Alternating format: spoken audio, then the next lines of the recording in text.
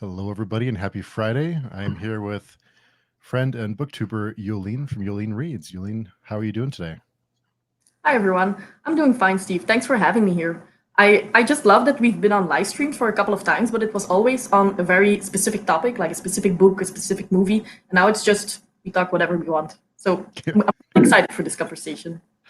Yeah, so if you're watching, beware, because you never know what's going to happen. She gets a little wild. Yeah. So something that I've always really admired about your channel and about you is that English is your second language, right? Yeah. It's definitely difficult at times, and especially live shows. I sometimes need to think a little bit longer about what I want to say, or if I want to nuance my commentary, that can be difficult. But at the same time, I've improved a lot in this almost year that I've been on Booktube. And in the beginning, I would be very nervous for a live stream. I think that in the beginning, even I canceled a couple of them because I just couldn't do it. And then after a while, if you do it, you realize that all of these people are here to support you and they're very nice and they don't really mind if you mess up a couple of times.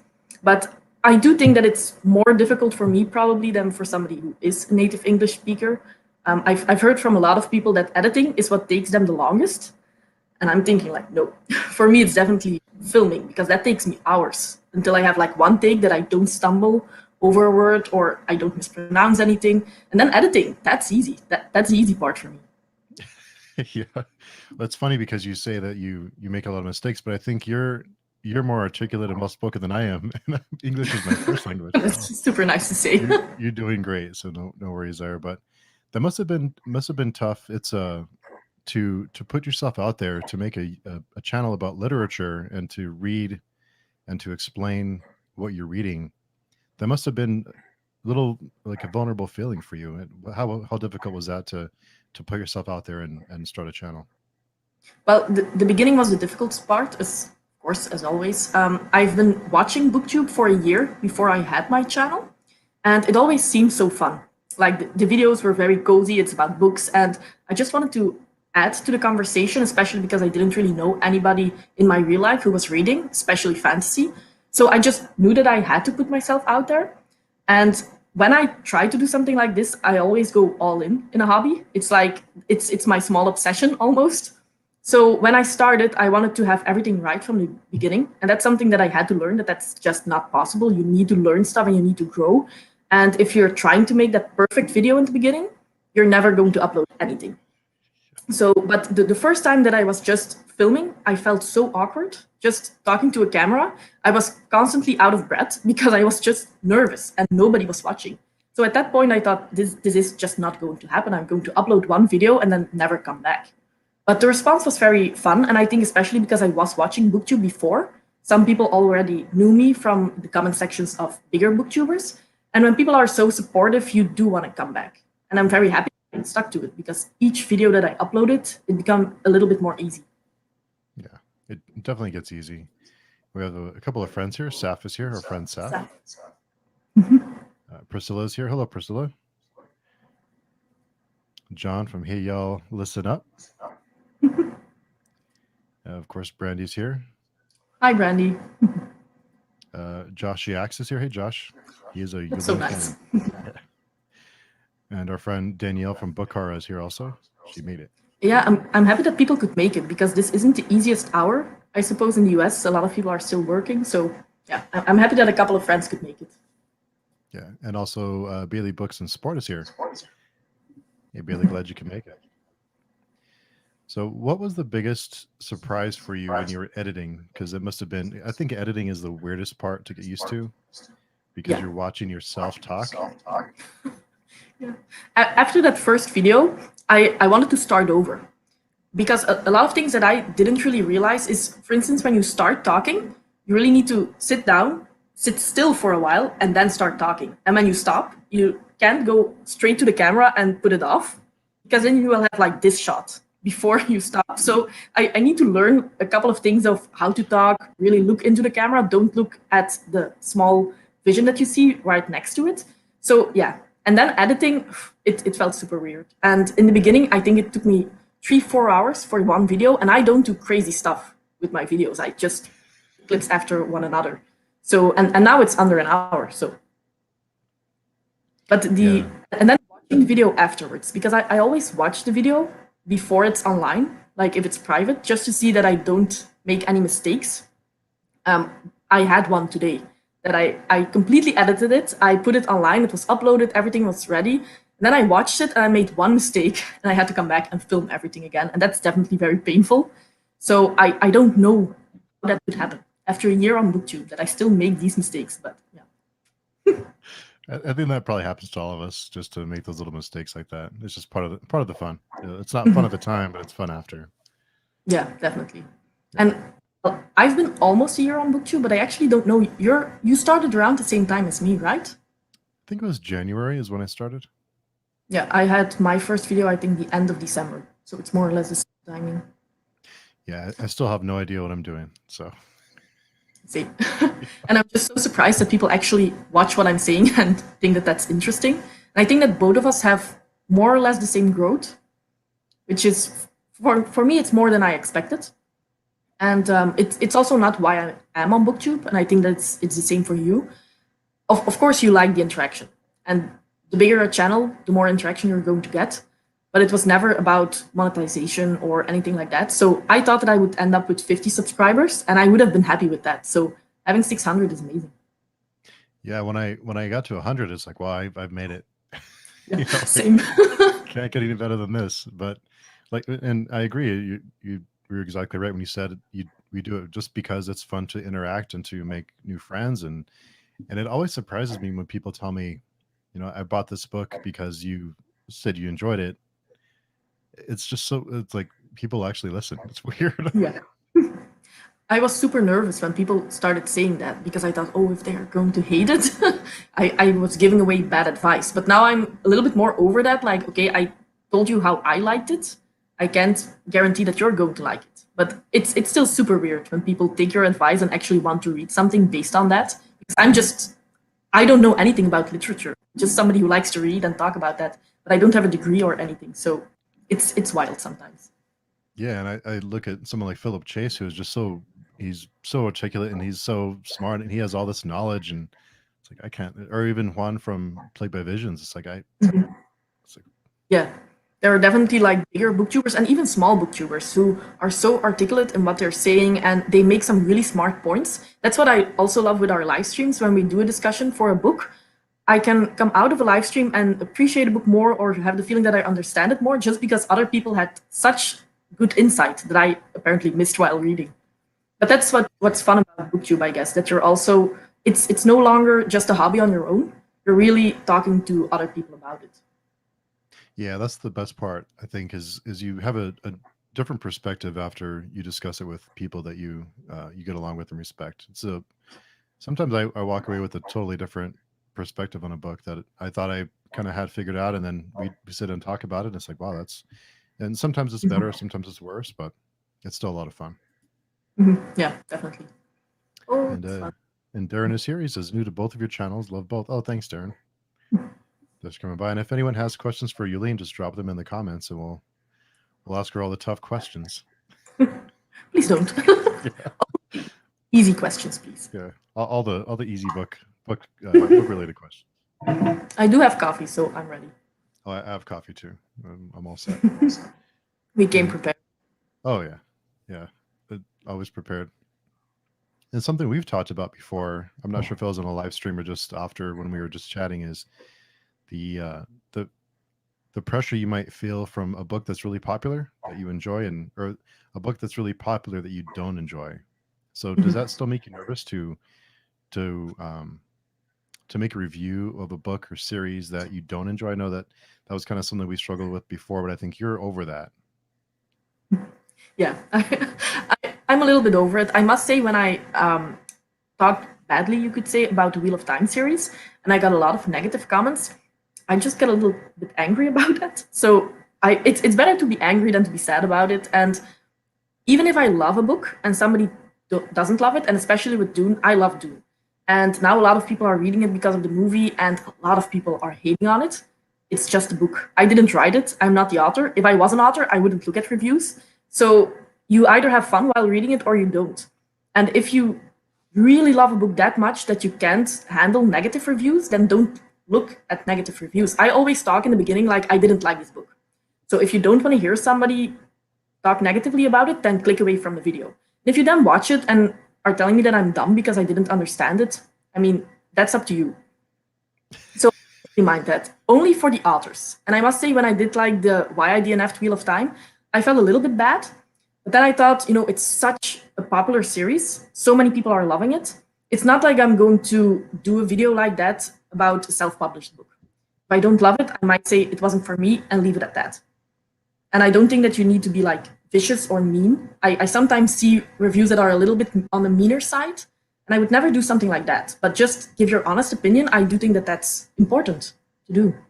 Yeah, I think, like you said, I would never, because we've talked about a few book series that we didn't enjoy, but I don't think, like 95% of the people enjoy it, and we were the very small minority, so I didn't really feel bad about, giving my negative thoughts about it. And I wasn't being nasty. And if someone enjoys a book that we don't enjoy, then good for them. I have no problem with that.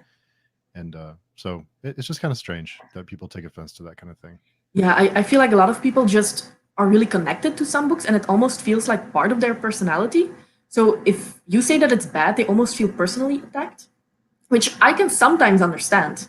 But if I have those feelings, I can at least like check myself in and be like, I shouldn't feel like this. Let's move on. Yeah. Yeah, it's not always easy to do either, is to get that negative feedback. It's not always easy just to brush it off. Sometimes like, wow, like it's just a book. Yeah, yeah, indeed. And especially if it's like, I think that you didn't understand it because this is what I got out of the book, that's fine. But if it's like you're dumb or stuff like that, that's just like, this isn't necessary. You don't know me. I just didn't like the book. Yeah, and it's always better when they say you're done with a you are for your. It's like, okay, Yeah. I don't feel as Took bad. too much time. And Darren has a question for you. What's your favorite underrated series? That's a good question. Well, I think that you already know, Steve, because if there's one underrated series that I read this year, it's probably the Ash and Sand trilogy by Richard Nell, of course. I wasn't expecting much going into the first one, but then the second and the third one, my expectations were super high, and I ended up loving the entire trilogy. It is grimdark, so it's definitely not going to be everybody's cup of tea. But if you like a coming-of-age story, what the first book has, and if you want some unexpected twists and turns that really fit the story, I think that that's the one you should go with. And if you like romance, which is like completely opposite end of the spectrum, then I do think that Juliette Merlier is an underrated fantasy author. Like a lot of people are praising Brandon Sanderson because he comes out with so many books, and that's definitely true. Like, the guy is a machine. But Juliette Merlier does almost the same thing. She's coming out with another trilogy. She just finished her other one. So I feel like she's pretty consistent as well. And that her quality of books is always the same. If you're not going to like one of them, you're probably not going to like the other ones. But there's not one that's really down in quality, in my opinion. I'll have to check those out. You have to recommend some series for us to read. Yeah, and I think that Brandy will especially love them. Yeah. Yeah. Might not be your cup of tea, Steve, but well, I'll read it with her. Well, she reads a lot of stuff that I ask her to read. Okay, now it's your turn. Yeah, exactly. I have to take one for the team. But so, what were your thoughts on? I know during the Kings of Heaven discussion, we talked with Richard. Now, what were your thoughts on that discussion? I was a little bit nervous about it because, in general, if there's something negative that I want to say, I don't want to say it in front of the author. You know that sometimes I just tell you, like, I'm not going to join the live stream because I don't want to say that I didn't like it. So I was quite happy that I really loved it. And I think that Richard was also very well spoken. He listened to us, what we thought, and then he just commented on that and added to the conversation. He never said, like, oh, that wasn't how I envisioned it or anything like that. And even if we did give a little bit of critique, he just was very gracious about it. And I think that that's what we should go towards. I always say that reviews are for readers, but I do think that authors can learn from that if they want to. Yeah, and you're right. I think it is. I think he's genuinely curious about what you think of his books. I think he really cares and really wants to. To be honest, if I was an author, I'd struggle with reading reviews all the time. So kudos to them who can brush it off and turn it into a positive. I know that a lot of them do, but that must be. Yeah, it takes some getting used to. Yeah, it's like we talked about people who are just readers who get angry when you don't like their book. or the book that they like. What about if you're the author? And those people are always super nice, even if you have like negative comments about it. Yeah, it's got to be tough. Priscilla has a question, probably the hardest question each of you will get today. What is your favorite 2021 book? That's difficult. Well, it will probably be a Robin Hobb book because I am making my way through the realm of the Elderlings. I think I read the second and the third book in the Life Ship Traders trilogy, and then I just I just finished. I finished the Tawny Man trilogy in July, and those are all 5-star reads. In my opinion, I just have a special place in my heart for Fitz, who is the main character in that series. So, but the thing is, because it's such a long series, it's 16 books in total. I don't view the single books as standing on its own. I see it as one big series. So I can't really say which one of those is the best. I'm going to cheat and say just the entire series. Oh, that's not cool, Jolien. You got to pick one. Well, if we are going to do that, there is one Goodreads Choice Award, and that's The Witch's Heart by Genevieve Gornicek. It's a standalone Norse mythology, and it talks about Angrboda, who was one of the wives of Loki. And you don't really know a lot about her in Norse mythology in general, but that's her story, basically. And of course, the author added a lot to it, but I really like that book. You're going to add to my TBR, Jolien. I always do, Steve, and you like it. Yeah, I know. Derry's here. Hey, Derry. Thanks for coming by. Hi, Derry. Bookhara says, or your without the E. You're done. That's something that even I know. And native English isn't even my language, so. Yeah, it makes it stings a little bit less when they say that. Definitely. It's like, okay, I don't feel too bad. Our friend Joseph is here. Just finished Dead House Gates. I feel like it's a workout reading Erickson. That's not comforting going into 2022 because we're going to read Gardens of the Moon soon. Mm-hmm. Yeah, Jenny are in February be reading Gardens of the Moon. I think we're taking 2 months per book, right? Is that the plan? Yeah. We're going to take it slow, especially because I'm also going to read Stormlight Archive. So I need to have the right amount of headspace for both of these. Yeah, that's what's I think it takes a lot of heads. That's a good way to describe it. It takes a lot of headspace to read those books. But that's why it's so good to have like a buddy read. If you don't understand anything, you can just ask and take your time. I think that those 2 series actually are perfect for that. Yeah, and we do have some guests coming for the Gardens of the Moon stream. So excited about that. Yeah, that's going to be a lot of fun. I'm sure he'll help us understand this. Brandy says my favorite is Ashton Sand 2, Phil Plowed and close second by Assassin's Apprentice, which I read because of you. And it only gets better, Brandy. Your heart gets broken 1,000 times when you read about Fitz. Poor boy. That's what I keep hearing. Yeah. Yeah, but to be honest, a lot of people say that it's like the most depressing thing they ever read, and I don't agree with that. I think that the Farseer trilogy is the worst one because Fitz is still young, and it's always worse when it's about a young kid. But afterwards, I do think that there are a lot of heartwarming moments as well. It's just, sometimes Fitz has it difficult. Yeah. And Fit to be Bread is here. Glad to catch this live. Hey, thanks for coming by. Hi. And Derry says Hob. And, I think that Derry is going to join us tomorrow for the Hob read along. Yeah, that's on Stacy's channel. It's tomorrow for Jolien, but it's tonight for yeah. So no, midnight, I think, for most of you. Yeah, but I think it's 11 for me. So, and Danielle says, "I love Fitz." It's probably my favorite character ever. But always when I say that, I keep thinking that I forgot somebody. But I think he's one of my favorite, at least top 5. Yeah. And Fit to be Read says, "If I were an author, I would know how not to take it personally, but I probably would. But I probably still would. I'd want to respond, even though I would know better." Mm-hmm. To be honest, if I know that I would take it personally, so I just wouldn't watch reviews, which might not be the smartest move, or just search for reviews that have like the word "gush" in it, so that I know that people are going to love it. And then if there's like one small point of critique, fine, I can live with that. But I wouldn't look for the rant reviews. Oh yeah, the rant reviews, or the ones that are the thumbnails, someone doing this. Yes, I just skip that one. Yeah. And it brings up an interesting question. Is I know there was a debate I don't know, 6 months ago or so, about authors watching reviews of their own books and interacting with the reviewer. What are your thoughts on that? Would you mind? Does that bother you if an author interacts with someone reviewing their book? Well, it's a difficult question because for me personally, I wouldn't feel bothered as long as they stay respectful. But that's the same if it's an author or it's somebody else. But I know that other people have a problem with it. So if I was an author, I would probably check first. Like if somebody asks you to come on a live discussion, or if I was an author, I would probably ask like if it's okay if I join. And if they say yes, you know where you stand. But otherwise, I think that I would maybe watch it and maybe leave a comment, but I wouldn't share it on a different platform. And I think that that's what happened at that point. And I do think that that maybe goes too far because you don't know your fans. You know, you can be accountable for your own actions, but you don't know what your fans are going to do. And you don't know how the reviewer is going to respond to that. If I get a lot of negative comments from fans of a series, I don't really care too much.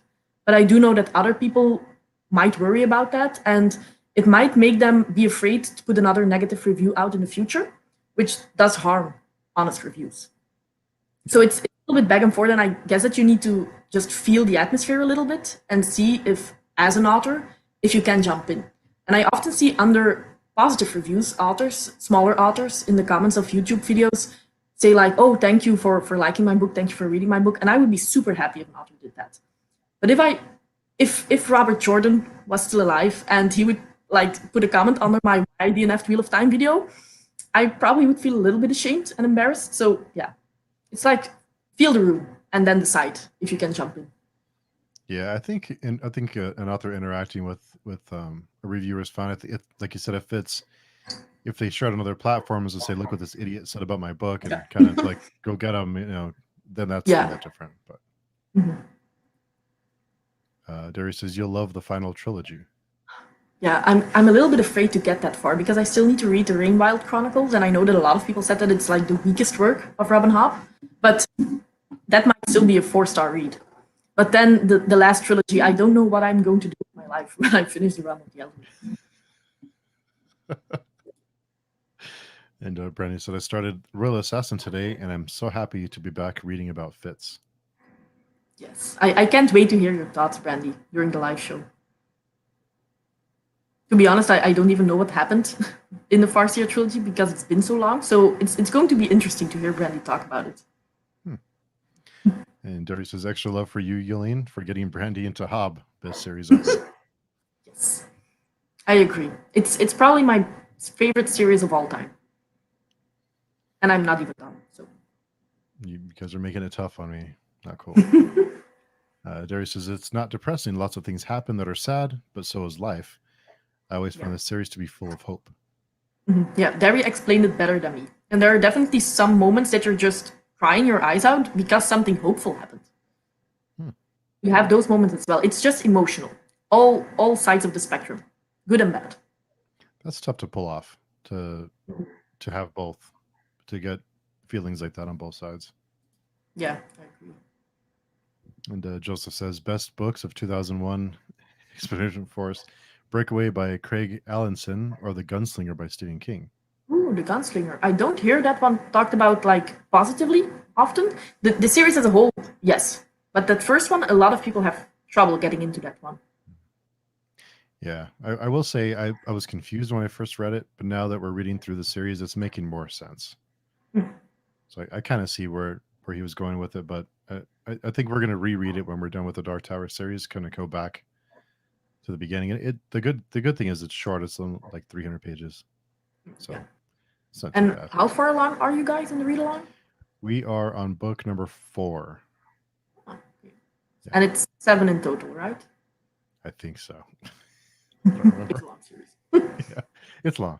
And the 4th book is about 700 pages long. So they grow exponentially. Yeah, Stephen King, I think Jeff Lane always says he sells by the pound, his books by the pound. That makes sense. I'm reading 11/22/63 now, and that book is like 800 or 900 pages. Are you reading it digitally or the physical copy? No, I have the physical copy, and I love the book, and it's great. It's just really long. Yeah. It's a chunker, yeah. And am I completely mistaken, or is it about Kennedy? Yeah, in a sense, yeah. It's I don't want to say too much, but the it's about a man who is able to go back in time, and he can has the ability to change history. Ooh. Or well, he can interfere with history and try to save Kennedy from assassination or not. But Ooh. so but That he has sounds interesting. I think he goes back to 1958 or 59. So he has to live in that time to get to that point. And in our time, when somebody goes and comes back, it's only 2 minutes later. But you age when you go. So you can go there and stay 20 years and then come back and only 2 minutes have passed for us, but you're 20 years older. Ooh. Okay. So That's an interesting twist. yeah. Fit to be Read says, I wish authors would watch and participate in my video comments. I think it's an ideal practice and experience. Yeah, I would love authors, and often when I do post a review on Twitter and it's positive, I will add the author, and I always hope that they respond or retweet or just let me know that they've seen it. Because if I like the book, I like you as an author, and I like the interaction. And if it's a negative review, I just don't add you. Just hope they never see it. Yeah. Darius says the Rain Wilds are the weakest, but a weak Hob is still pretty damn good. And when you're finished, you can go back to the beginning and reread, and it's even better.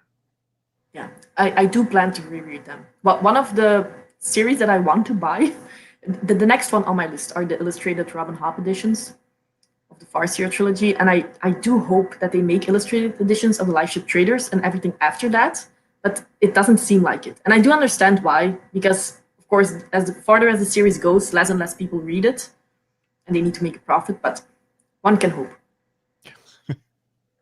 And what's your ideal series length? Are you a fan of trilogies, or how many books is enough?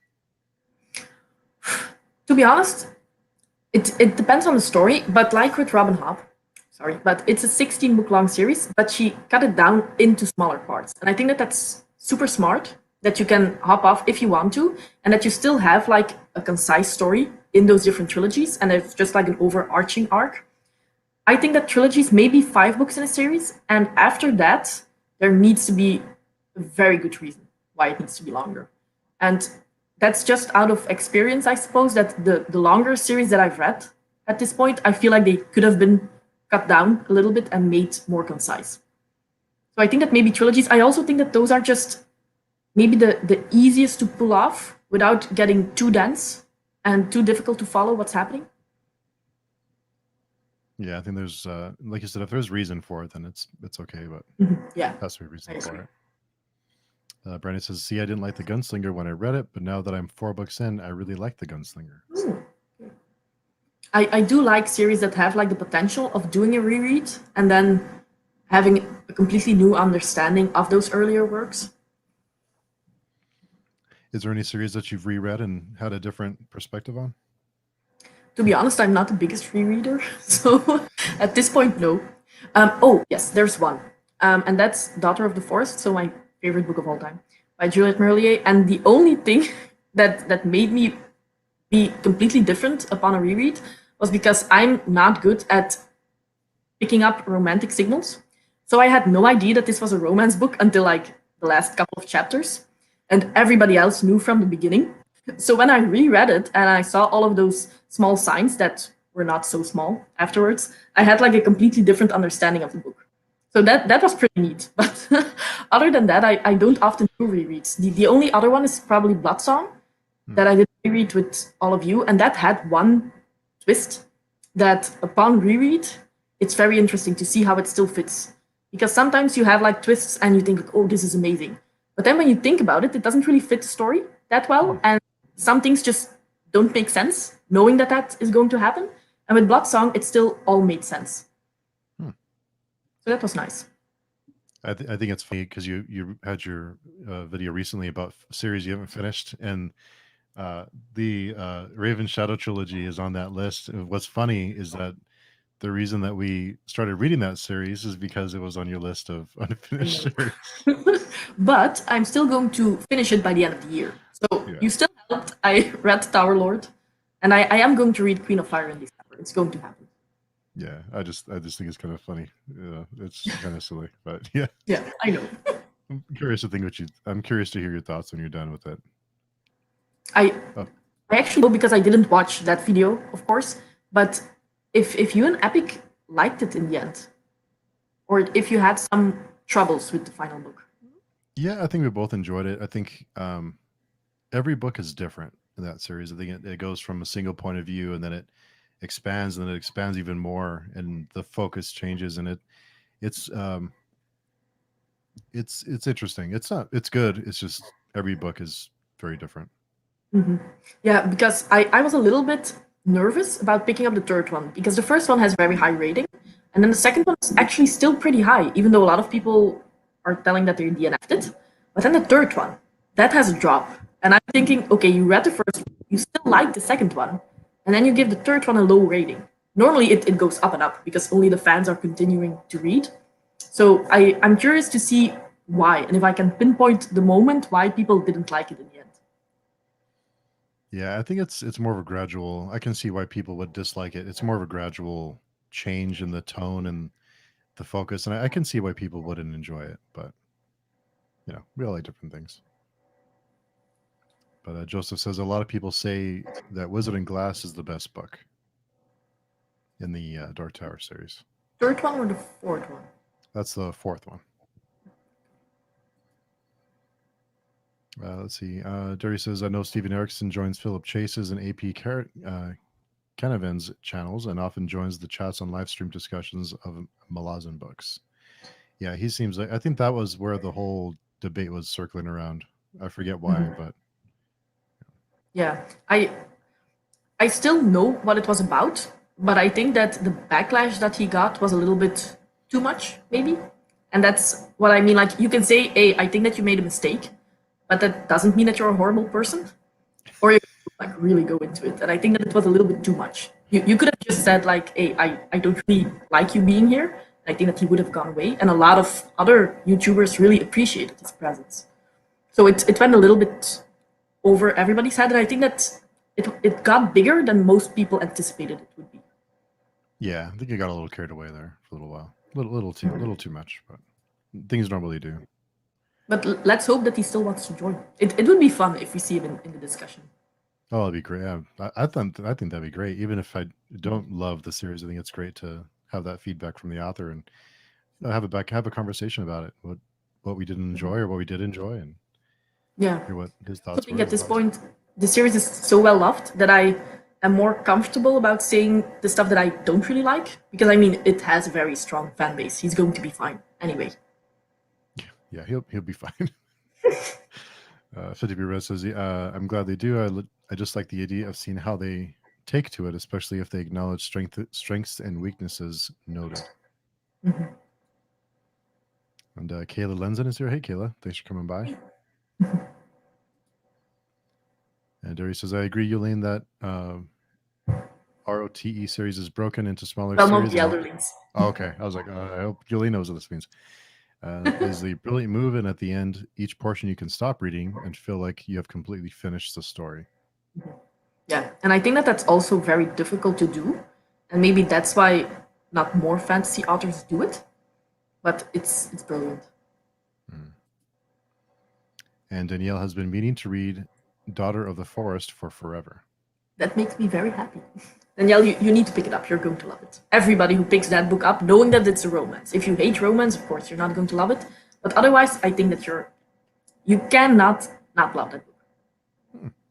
I have a very strong opinion about the writing style as well. It's probably one of the best writing styles that I've seen. And I do think that that's like her best book. Everything else is solid, but that one stands out. And are you a fan of romance? Yeah, but I have like a wide taste, so romance is fine for me, but up until this point, I've only read fantasy romance. And probably the smuttiest book that I've read is Sarah J. Maas's works, which I think is fine, but I'm reading it more for the romance part, other than the smut part. But I do like a good romance. Joseph says, I could follow Dresden forever, but I think Jim said he'll end it on book 23. So 6 left. That's a long series. I mean, I'm not the biggest fan of urban fantasy in general, and that's one of the reasons why it just doesn't really speak to me. But now that I have an e-reader, I can try more books, so I might give that one a try, just to see what it's about. I like when Darius says, I like when an author knows when the story is finished. It means the overall plot is kept in mind as they go. They're just not seeing how long they can keep it going. Yeah. And with TV shows, that's the same. Some TV shows keep going. And after a while, you're like, just finish when you're at a high and don't let it die out, because that's just a little bit sad. Yeah. And Brenny says, I thought Queen of Fire was good. I'm still confident that I will like it, just because of the writing style in itself. It's so good that even if the story might be a little bit wonky, and I really love those characters. I think that if you're a character-driven reader, that Anthony Ryan is just so good that it doesn't really matter, even if he does take a little bit of a different turn with his plot. Mm-hmm. And Darius says, I have so many suggestions. I'll wait for that when we chat tomorrow. Ooh, that's exciting. And I've heard some people say they like to read Bloodsong as a standalone and don't continue with the series. That makes me a little sad. Yeah, same. I know that some people went into that second book expecting to have the same format as Bloodsong, I suppose, so one POV, and it does getting used to it. It does take a while. You need to get into a couple of chapters. You have one new character that you haven't seen before.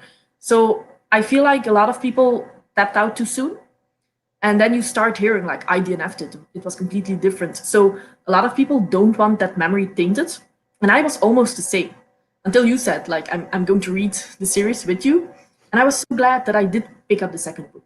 But I do think that it's important for people to know it is going to be different. And looking back on it, when I first finished Tower Lord, I thought that it was as good as Bloodsong.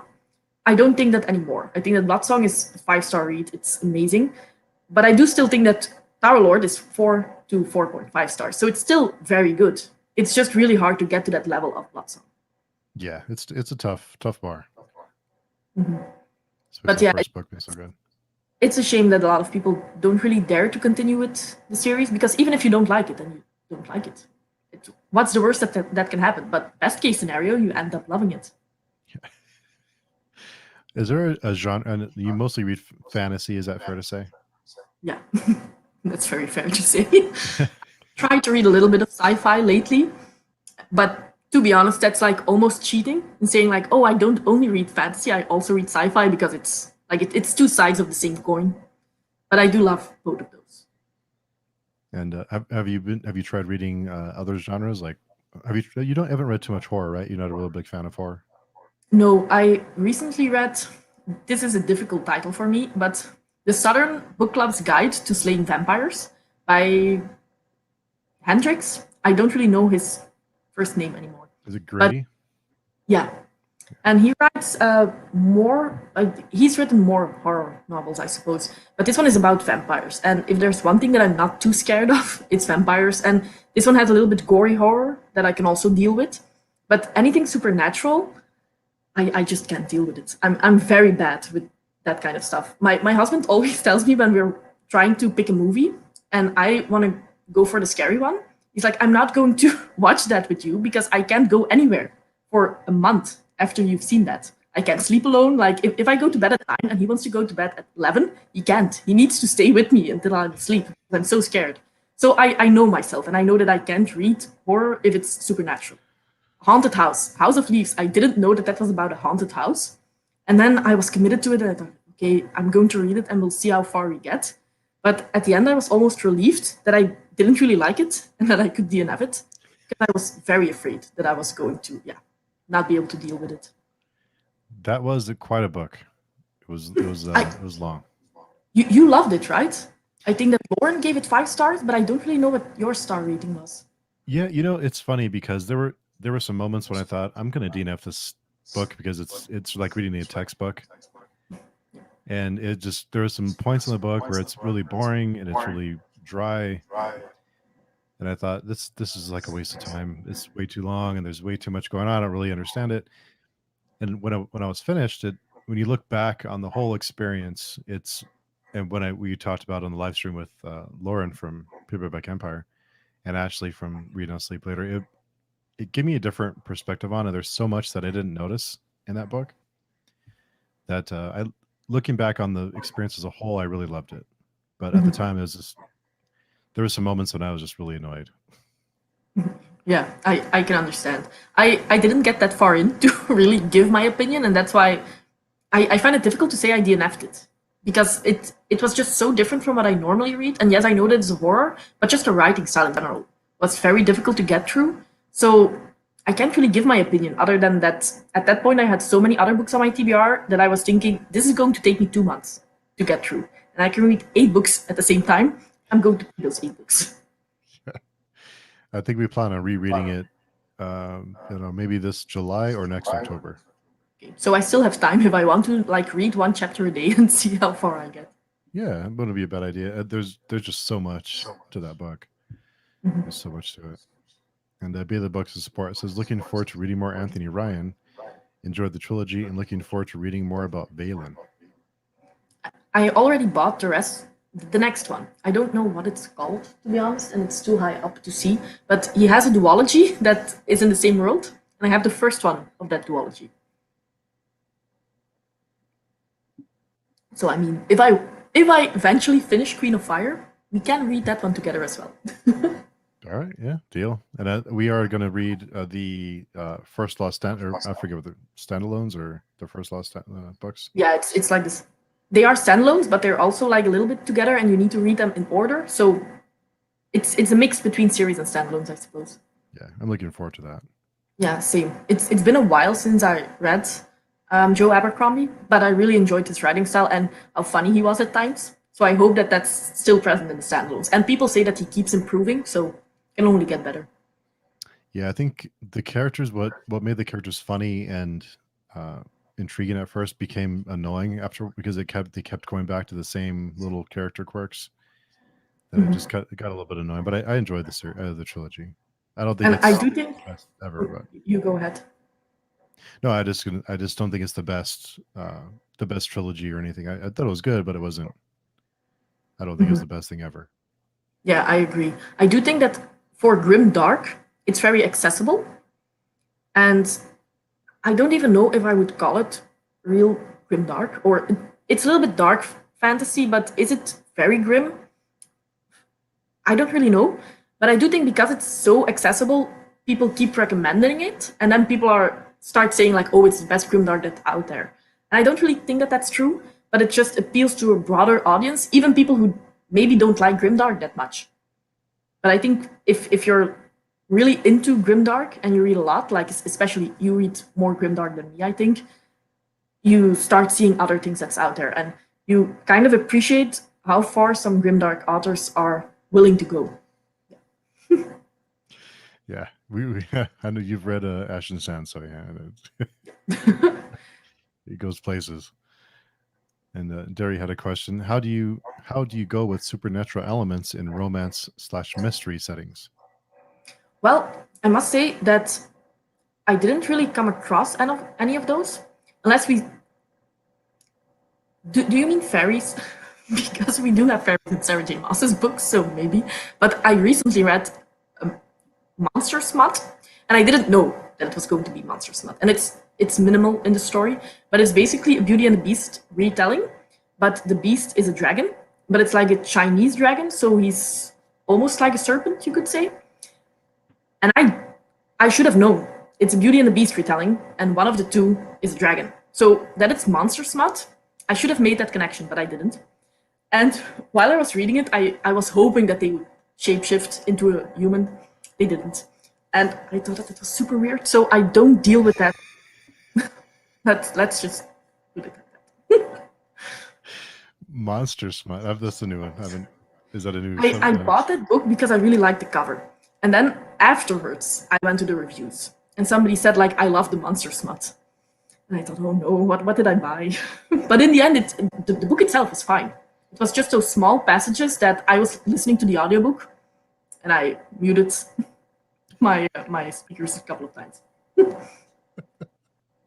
So overall, what would you rate that book?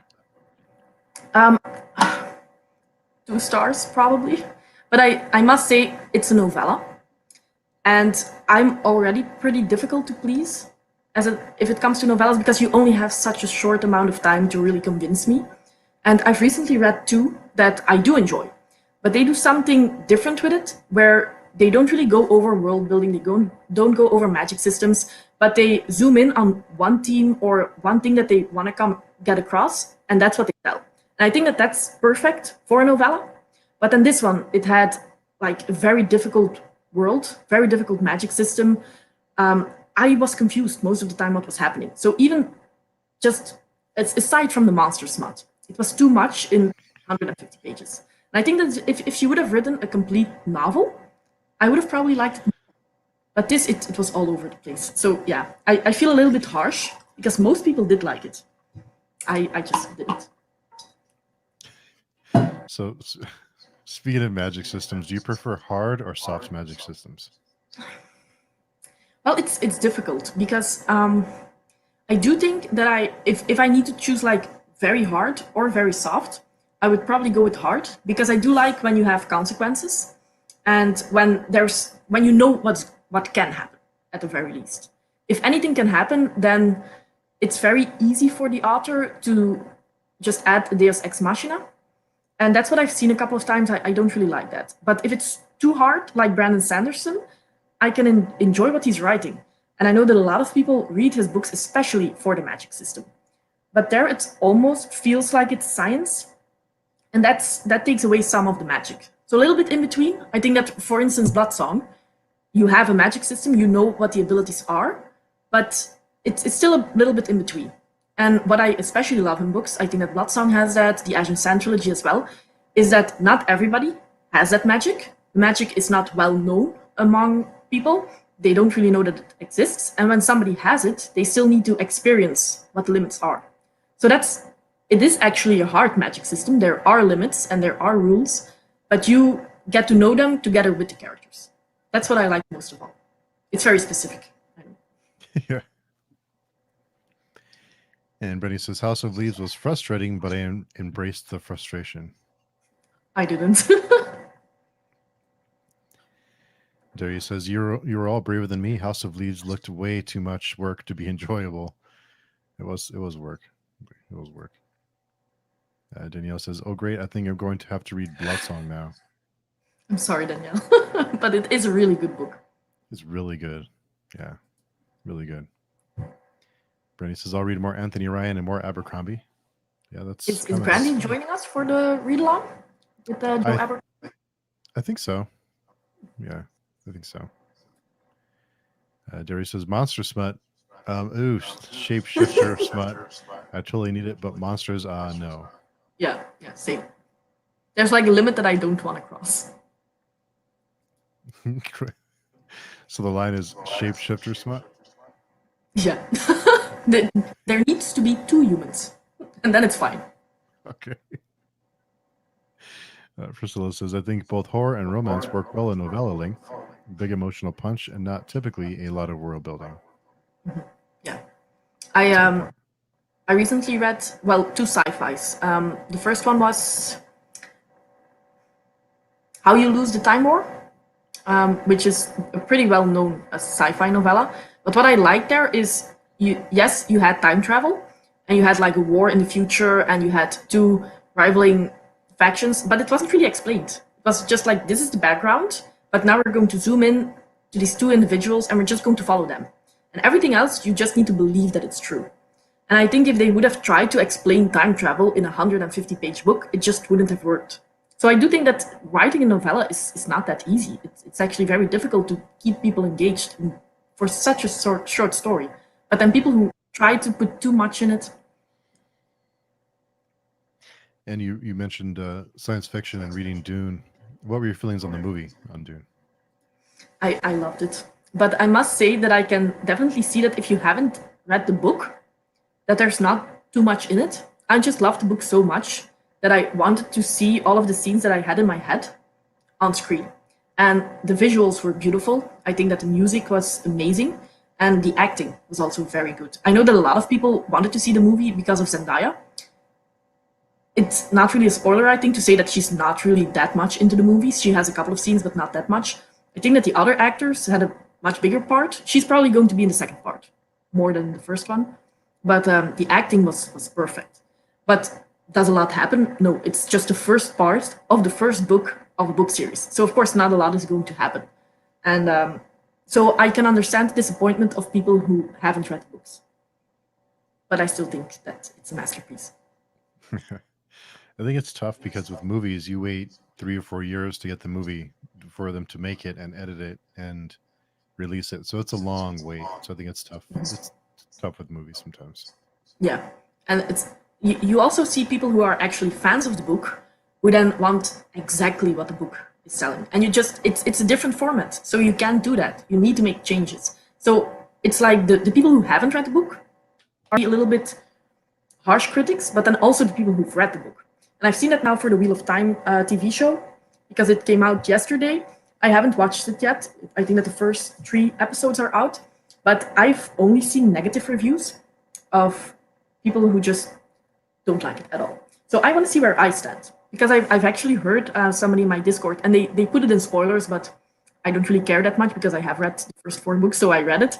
And one of the changes, I don't understand at all why they did it. So if people are commenting on that, I can completely understand.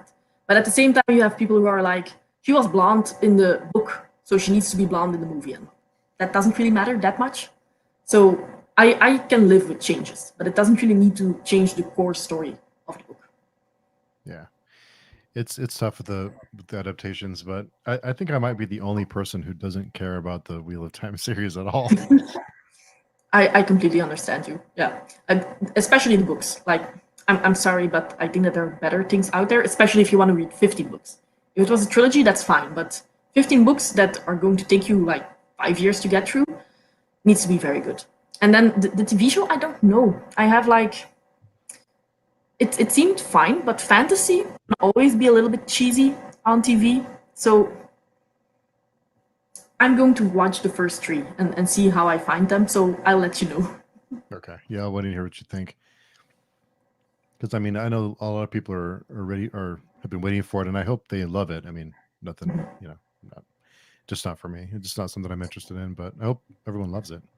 Yeah, it's very traditional fantasy, and I think that that's something that you typically don't really like. To be honest, when it's books, I tend to not like it either. But with TV shows, just watching an hour, don't really think too much about it. I can be more lenient with that than with books. That's a good point. Yeah. And before we read the series that shall not be named, neither of us really liked it a whole lot. Were you more likely to read traditional fantasy, or did that experience change your view on traditional fantasy? Well, I must say that I have maybe a little bit of a different background than a lot of people who are on Booktube, because most people that I watch have been reading since they were children. So a lot have either read traditional fantasy years ago and are now over it, or they still love it because of nostalgia's sake. And I didn't read that much as a child. Like, my parents don't read, my siblings don't read, so I didn't either. And the first series that I read was A Song of Ice and Fire by George R.R. Martin, so that's definitely not traditional fantasy. And then I read The Kingkiller Chronicles by Patrick Rothfuss, so both of those I read at the same year. I think that I was 14, something like that. And then I didn't read for a very long time, or I did, but I didn't read fantasy. And 2 years ago, I started reading fantasy.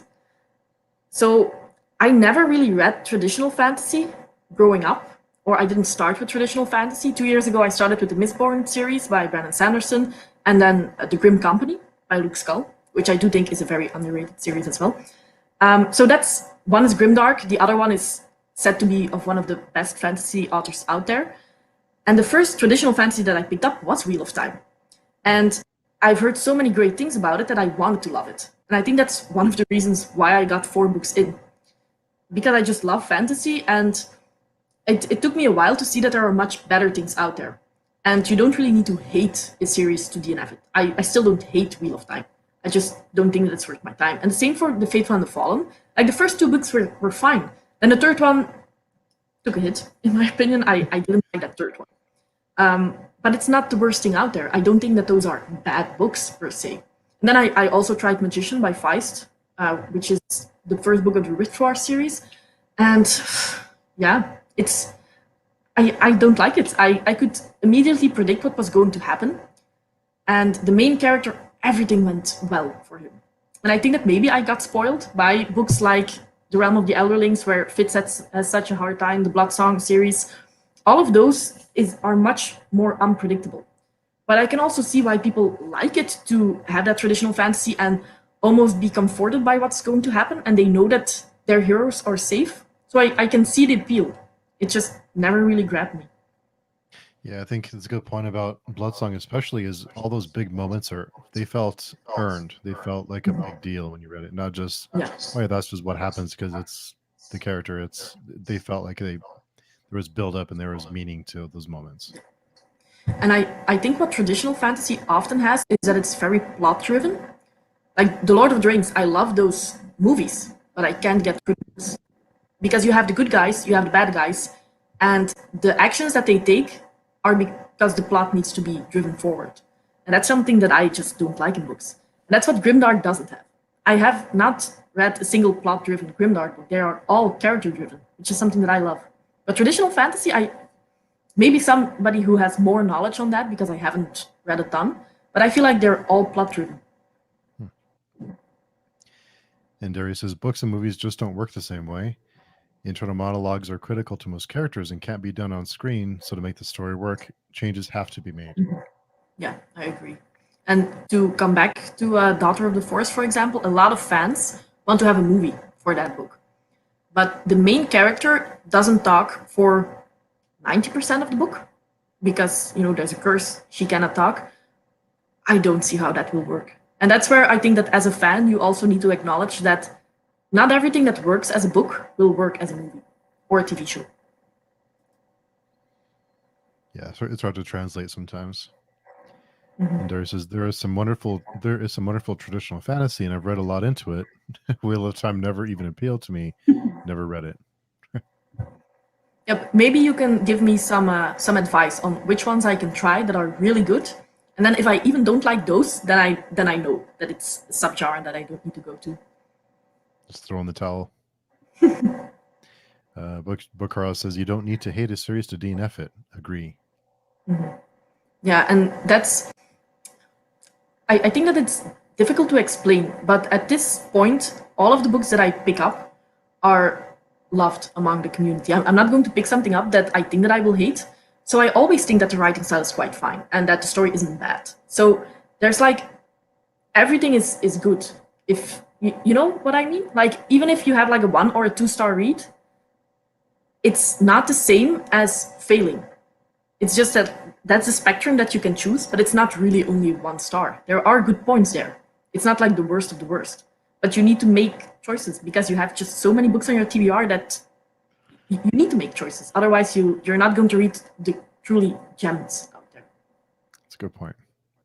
Darius says, you've read Magician. There's a spin-off trilogy co-written by Jenny Wirtz that I think is 1,000% better with a female lead character. Well, Derry, maybe you can help me, because I have heard about that trilogy, and a lot of people told me that I will like that one, but I don't know if I need to get through the Magician trilogy first, because I don't think that I will be able to do it. But if I can jump in the Jenny Wirtz trilogy first, and not read the Magician one, then I will give that one a try.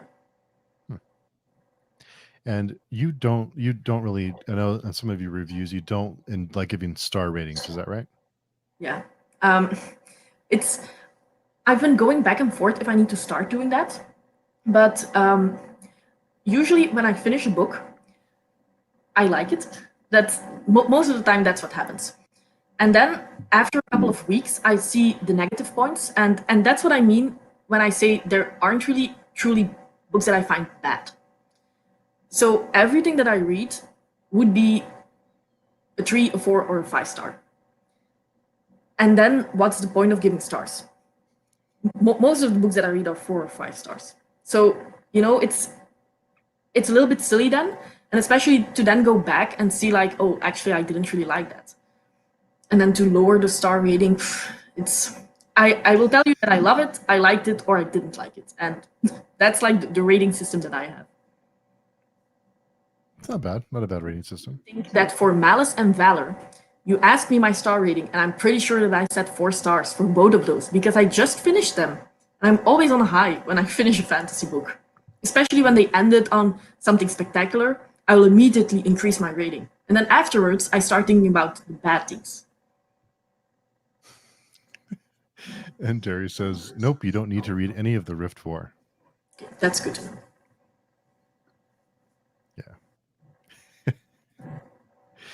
So at what point do you DNF a book? What is there a certain percentage that you have to read, or is it just you feel like you're over it and you give up? It depends. I don't really have a rule about that. I think if anything, if I'm far enough into a book, I will probably just plow through, and even if I don't like it. There's also a difference between audiobook and physical, because audio, I can be a little bit more lenient. I'm doing something else, it's fine. I can zone out a little bit throughout the book. If it's a physical read, I might DNF it sooner. And it also depends on the other books that I have on my TBR. If I'm really looking forward to another book and I keep thinking about that book, I would put the first one on pause. And then after a couple of months, I'm like, it's no longer on pause. It's a DNF at this point. So I don't have a rule. Like Magician, I DNF'd after 80 pages. And I think that book is 800 pages. So that's 10%. If I don't like it, yeah, it also depends. Like maybe in the beginning, I'm like, I need to plow through because I'm not really invested yet. But I see that it has potential, fine. But with Magician, it went pretty fast and I disliked it. And I disliked the direction that it was going. So I knew that there wasn't a chance that it would get better, I suppose. So then I DNF'd sooner.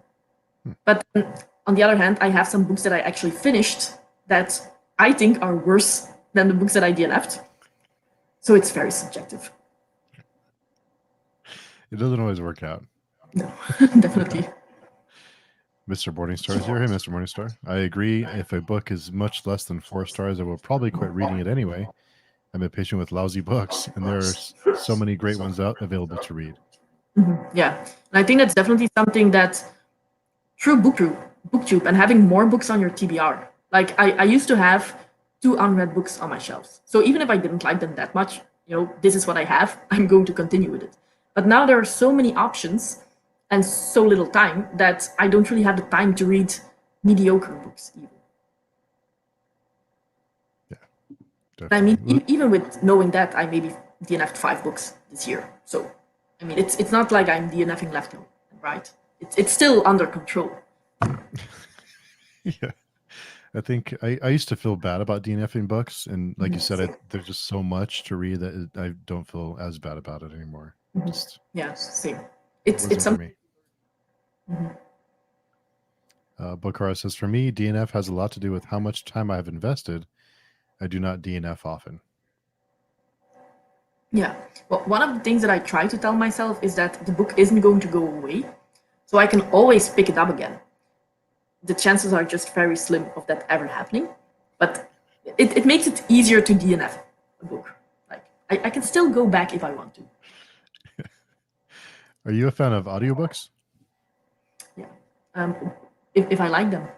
Yeah. Do you like audiobooks?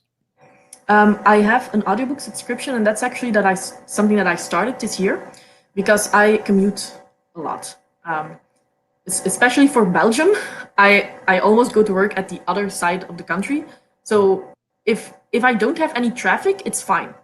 But it's the capital city, so there's a lot of traffic often. So sometimes in the morning, I'm sitting in my car for 2 hours.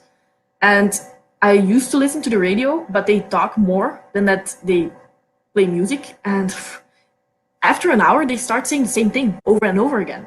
So I was so bored that I wanted to do something with my time and not feel like I've wasted 2 hours.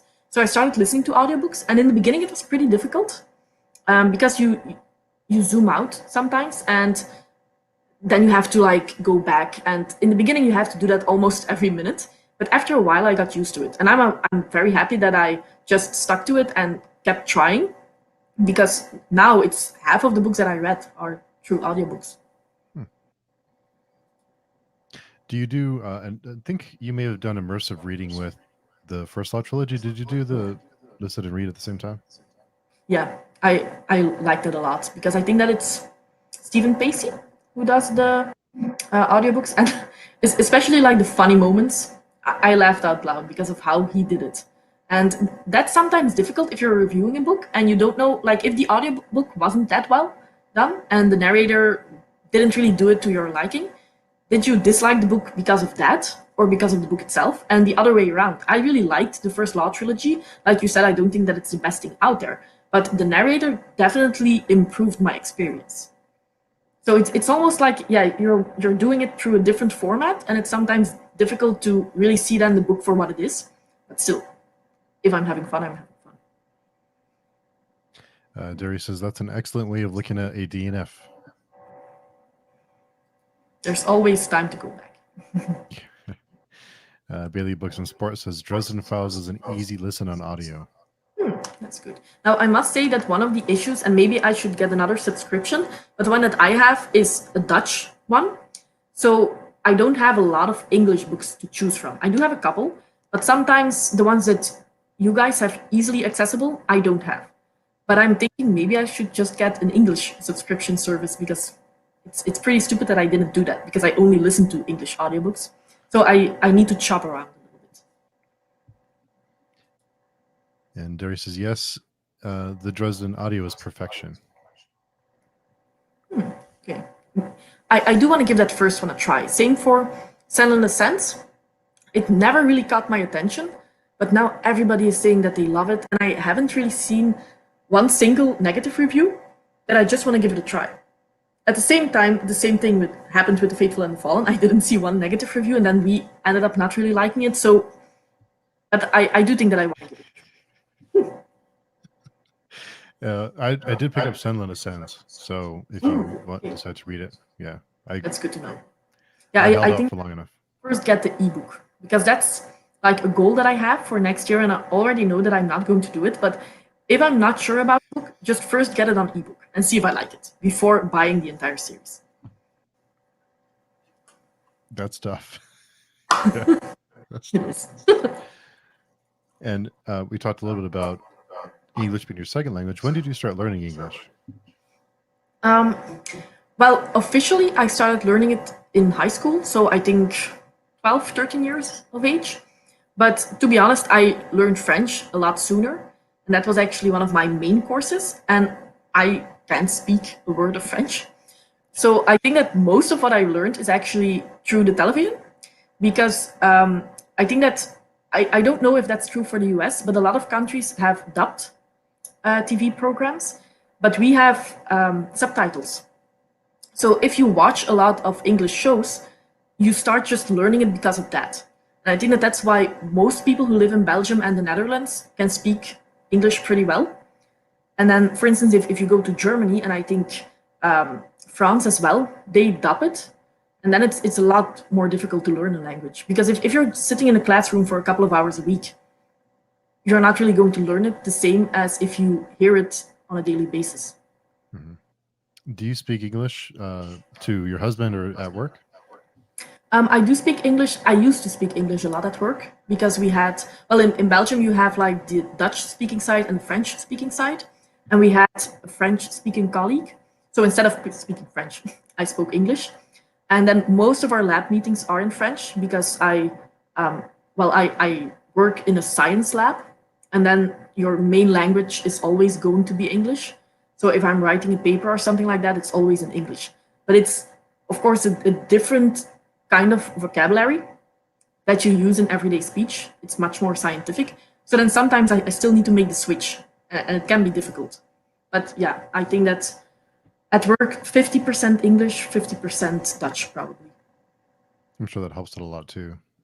Yeah, but I must say, because none of them are native English speakers, we make mistakes and like nobody corrects you because it starts being normal to making those mistakes. Yeah, everyone takes on the same bad habit. Yeah. And Darius says, warning, Dresden early books are a detective noir. There was a lot of male gaze, and I truly didn't enjoy the series until book 4, and I went on to love the series. Yeah, I have heard that commentary before, that a lot of people don't really like the main character because of that. I can get over that, especially if that's like a trait of the character. You know, I don't like to read about perfect people. So as long as it's not too much, otherwise I might get annoyed, but we'll see. For 4 books in before you love the series, that's usually around the time that I DNF it if I don't love the series, so we'll see. And there's a lot of books in that series, right? I think that somebody said that it's going to be 23 in total. Yeah, I think so.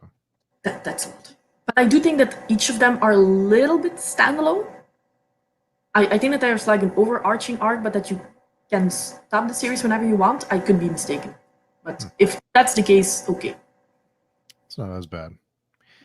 And with BookTube, what are your favorite types of videos to make? I think reviews, even though they take a lot of time and not a lot of people watch them, I just really like, if I love a book, to explain why. And because it takes also a lot of preparation, but afterwards I always feel like I understood the book or the series better. And then especially if it's a series that not a lot of people know and people in the comments tell me that they want to check it out, I always feel a little bit happy that something that I love might bring other people joy as well. And then that's also why I like making recommendation videos. And those usually do a lot better, but still, it's talking about books that you love. Isn't that interesting that reviews? I know you made a mess. You posted a message on Twitter about a week or two ago about reviews, and they don't do that well, and they take, like you said, they take a lot of time and planning and thought. And something like a recommendation video where you just name off 5 or 10 books, more people watch those, and it's kind of strange. Yeah, it is. And at the same time, I kind of understand, because if I'm watching BookTube, I usually don't go for the reviews. It needs to be a book that I'm interested in to begin with, or if I've never heard about it, I might check it out as well. But if somebody makes a review about a book that I'm not going to read anyway, I'm not going to check it. So it's already a very small audience that you have. And then some people might only be interested in the premise, others might only be interested in the writing style. So I do think that you get that information maybe sooner or quicker if you just go to Goodreads. You watch the general rating, you just read the passages that you're interested in, and then maybe watching a 20-minute video isn't that appealing. But because most of the reviews that I watch, even if they're non-spoiler, are actually about books that I've read and that I love, because then I can see, like, okay, has this reviewer the same taste as myself? How did they feel about this book? So then, of course, you already have a pretty small audience to begin with. Yeah, I try and avoid. There's reviews that I do watch, but a lot of the reviews I try to avoid, because unless I know the reviewer, because I think a lot of the reviews go into spoilers or into things that I wouldn't want to know before I read the book. Yeah, and I think that that's also something, like, I don't mind spoilers that much, and it also depends on what you call spoilers. I know some people who, even if you just tell them the premise, they already think that that's taking way too much, and I can completely understand that, but then you're not going to watch a review. I love reviews. I don't really mind if I know a little bit about the character or about the magic system, but if you want to find out all of that on your own, then I do understand why a wrap-up or just a recommendations video that's just really on the surface and then they move on, why that's better for most people. Yeah, I think some people watch reviews just, well, I think some reviewers just to explain the whole book. Yeah. It's like, yeah, this is non-spoiler, but this happened at the end. Yeah, You're like, yeah. Why read the book now? Yeah. but that sometimes is difficult when I either review standalones or series. And that's because I often feel like the first book in a series, most people have reviewed that, or I'm not the first one to do that. While an entire series, I don't really see that too often. And then people say, like, oh, the first book is amazing, but I want to know if the series continues to be amazing. But then if you do a review, it's difficult. And so usually I just give the premise for the first book. And if there are characters that are being introduced in the second or the third one, you can't really talk about those. So it is difficult, but yeah, you have some reviewers who just go full spoiler. Yeah, which is fine. It's just not for me. Yeah, and as long as they mention it, it's fine. Yeah. Oh, yeah. Bailey Books and Sport says the first ones are short though and easy to get through. I think that's Dresden. Darius says Dresden has smaller books and pretty quick reads. The first few work as standalones, but it is a series and wouldn't make sense if you started later in the run. 17 are published, 22, 23 expected. So definitely a bigger series. But if the books are shorter, I also feel like you can leave more time in between, if that makes sense, because they're less dense. There are definitely some series that you almost need to read back to back because otherwise you will forget what's happening. As long as you can leave some time in between and read some other books, I'm fine with a longer series, but still, 23 is a commitment. Yeah, that's a commitment. Bailey Books and Sports says, I like reviews and author interviews, not a fan of tags. Tags either do very well or very bad. It's like there's no in between almost. But it also depends on the tags. There are some that are just silly, and then if you like the booktuber, you're just going to watch because of that.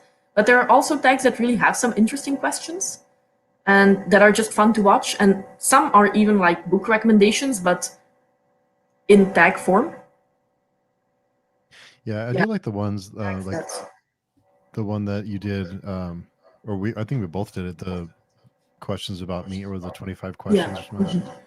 That was fun. I thought that was interesting to learn about different booktubers and had some fun questions in it. Yeah, I really like that one because I'm never going to just put a video out just talking about myself, but it's just fun to do that through questions and that people get to know the person behind the booktuber. It was fun to see those tags and to see people that you know as a booktuber see do those tags and get to know a little bit more about their hobbies besides booktube. Yeah, I think that was fun. Darius says some books have their spoilers right on the damn cover. Yeah, Robin Hobb does do that sometimes. I like tags that genuinely introduce different books, genres, and authors best. Yeah, I think tags can be okay. I think once in a while, I know some people like them more than others, but that could be fun. There are also so many different tags that it's difficult to talk about tags in general, I suppose. You have some very silly ones, and then you have ones that actually go a little bit deeper into either books or personal life or anything like that. But it's difficult to see on the surface. So I can definitely understand why people are like, if I see a tag, I'm not going to take the risk and I'm going to watch a video that I know I will like. But yeah, and sometimes it's also difficult when you get tagged in a lot of tags and you want to do that, but you also don't want to do 5 tags in a row. So I've started not tagging people and just go like, if you want to do it, let me know that you've did it and I want to watch your video, but I don't want to almost push people to do that tag because it's difficult to keep at it. Yeah, it's tough to keep up. Even just watching videos is tough to keep up on sometimes. Yeah, I feel guilty at times but it's difficult. Especially when I started BookTube, I thought that I watched a lot of booktubers, but when you start, you get to meet a lot of small channels as well, and then you see how big BookTube actually is. And you want to support all of those people, and especially for smaller channels, I also want to leave a comment because I know how well appreciated that is, but it's getting more and more difficult to keep up. Yeah, it is. I think I'm 3 weeks behind or something crazy. Same. I have like a watch later list that's super long, and then lately I've been going back to the bottom, and some of these watch laters are like my wrap up of February. And I'm like, okay, I don't need to watch this anymore because yeah, at this point I'm just too late. Yeah, I've been watching October or September wrap ups. Yeah. I'm a little bit behind. Yeah, but it's fun that people are supporting you, so you want to do that back in return. And especially because a lot of smaller channels actually do have amazing content. And I want to let them know, like, I've watched your video and I liked it. But sometimes I can just only watch and like and go to the next one. Especially when I'm into it while I'm cooking or something like that. I can't always stop, post a comment, and then get back to it. And sometimes I then forget to go back and post a comment. Yeah. And now that you're over 600 subscribers and your channel is growing and doing very well, and I think you have a really solid viewership and people who enjoy your videos. Do you have any plans for the channel? Any things you want to do, or any kind of videos you want to make that you're thinking of? To be honest, I I always make pretty standard content, I would say. Um, I love watching very unique content on Booktube, but I'm not the person to make it. So, but even with the standard content, I'm way behind. Like I just made a list of all the videos that I want to have out in December. And I would need to put out, I think, 4 videos a week to get it done, which is too much for me. I just can't keep up with that. So I will need to make choices, which is very difficult. But yeah, for now, I'm just happy where the channel is. And I didn't have any expectations. So I'm just glad that I got this far. I think that there's definitely going to be a stop. And I do think that it will stay below 1,000 because there's just so many amazing content out there. And like I said, people who do make very unique content. And of course, that's going to get a little bit more attraction. But I'm just happy that people are watching and leaving comments. So I'm going to continue that. The only thing that I would like to do is being more consistent. I've been trying this for like 2 to 3 weeks now, which isn't that long, but I mean, to have at least 2 videos out a week. And I'm hoping to keep at that now. And then I'm going to be happy. And then for the future, I do want to do a little bit more reading sprints because I love watching them. If I know that a reading sprint is going on, I will probably be in the chat if I'm awake. And I just like to make reading a thing that you can do together. So sprints are probably one of my favorite content to be a part of. And if you have a little bit of a bigger channel, you do have some people in the chat, and that makes it fun. So now I do want to do that a little bit more. Now I know that people are actually watching and participating. And then my reading journal, which is something that I started last year, and I have 1 video of my setup for my reading journal. And then I stopped in February because I was making art for my reading journal and I can't draw for the life of me. So it was super ugly and I didn't want to share it. And I started getting annoyed with myself that I can't draw a simple dragon. So I'm going to do it differently. I still want to have a reading journal, but I'm not going to try to do anything artistic with it because I fail. So I would like to have like monthly content for the journal out. And if someone came to you and said, Jolien, I want to start a BookTube channel, what advice would you give them? I'd say it's difficult because on the one hand, I'm like, just start and make content that you want. I see some people who start and they want to become big. And I would say manage your expectations and have like small goals that you can work towards. If you want to make money with YouTube, I don't think that Booktube is the best place to go because it's such a small community and it's very saturated at this point. But if you want to talk about books and you just want to have fun, do that and don't set your goals too high. And I would also say that the biggest fun of Booktube is being engaged with the community. So try to talk to people. I think that both of us with your forum are pretty open. And if people don't know already, this is something you can always ask us. I don't even care if you have a Booktube channel or if you have one and it's like 10 subs big, just come and talk to us and be a part of the live shows because that's the biggest fun, that you meet people who have the same hobbies as you. And I think that that's when you get going, and that's when people actually watch your videos because they know you and they have interacted with you and they want to know what you think. If you keep on your own island, I think it's very difficult to become a part of Booktube. Yeah, that's a good point. And Darius says, I don't even sub to big channels. I love the smaller channels for the interactions. I'm here to share my love of books. Mm-hmm. Yeah, I agree. But when I am a part of reading sprints in the chat, I try to be a part of the smaller channels where like 10 people are watching. Because if you leave a comment, people will talk to you.